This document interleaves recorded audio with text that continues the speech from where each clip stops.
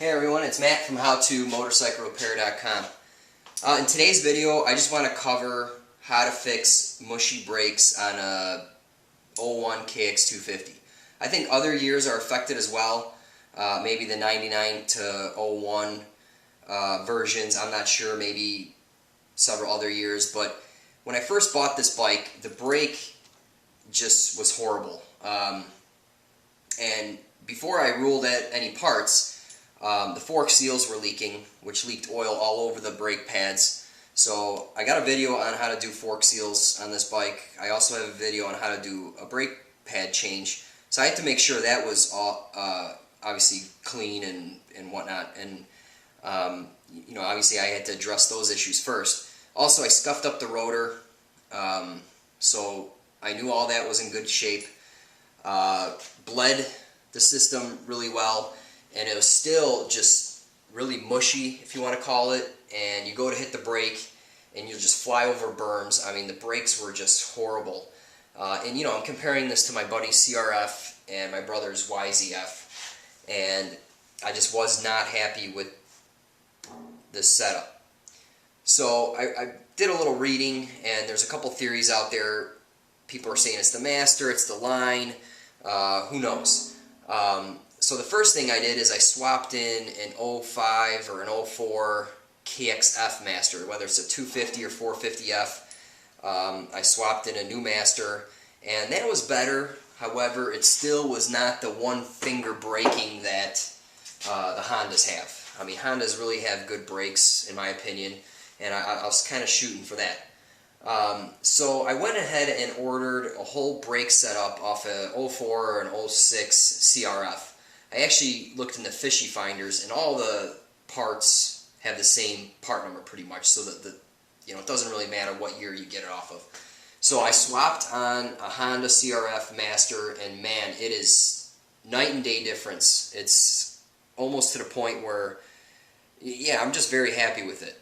Now, I bought the whole master, line, and caliper. The caliper pistons are the same size, so I knew that, you know, there's no point in swapping calipers, or I just wanted to study the system a little more.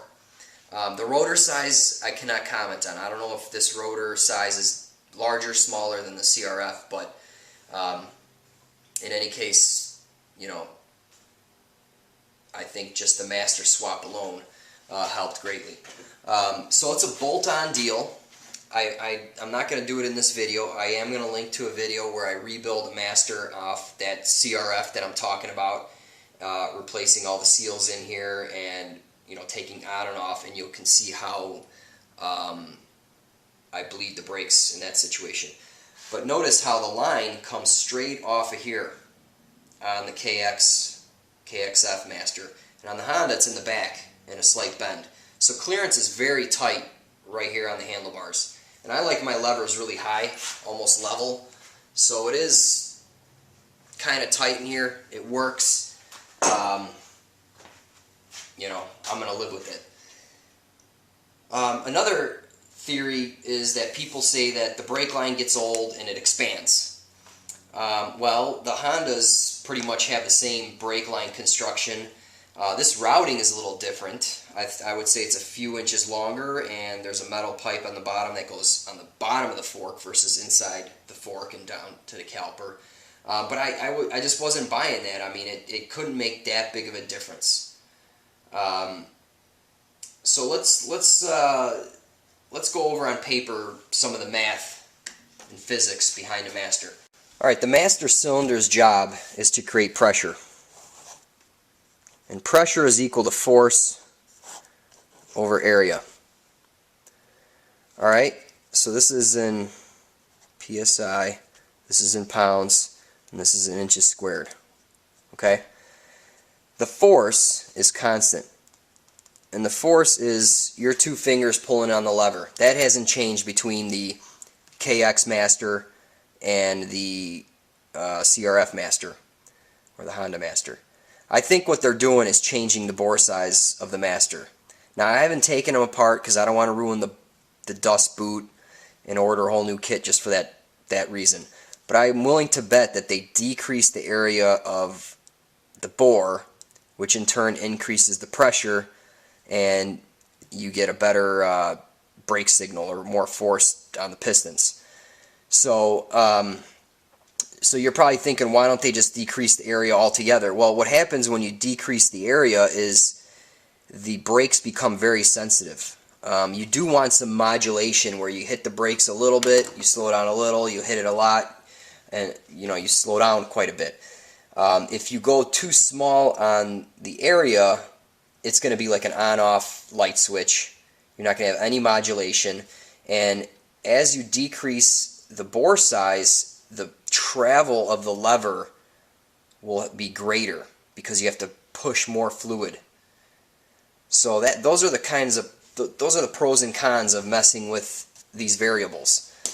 You can get a longer lever and whatnot. So what I also tried to do is position, if here's your handlebar, here's your master, and here's your lever.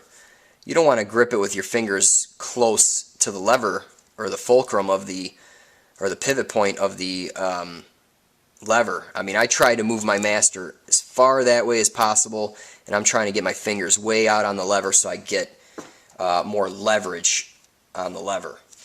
So all this really helped the braking system. All right, real quick, you can see how the line runs underneath the bike or underneath the fork on the KX, and on all Hondas it comes over here, it sneaks behind the fork and goes straight to the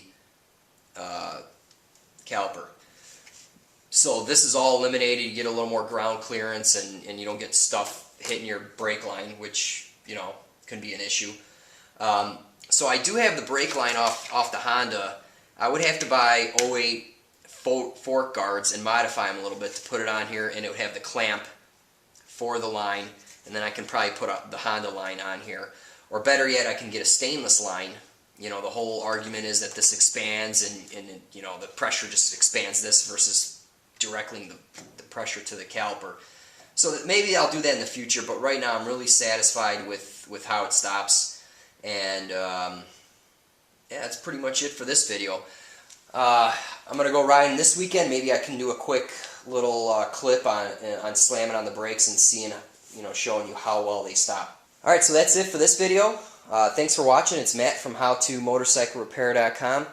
I have a ton of videos on this 01 KX250. This is my bike, and I have a fork rebuild, brakes, carb clean and check, V-Force 3 reads, shock rebuild. I will be coming out with a top end video hopefully this winter. So I definitely have a ton of videos on this bike, as I had to fix it up a little bit to get it ready to ride and whatnot.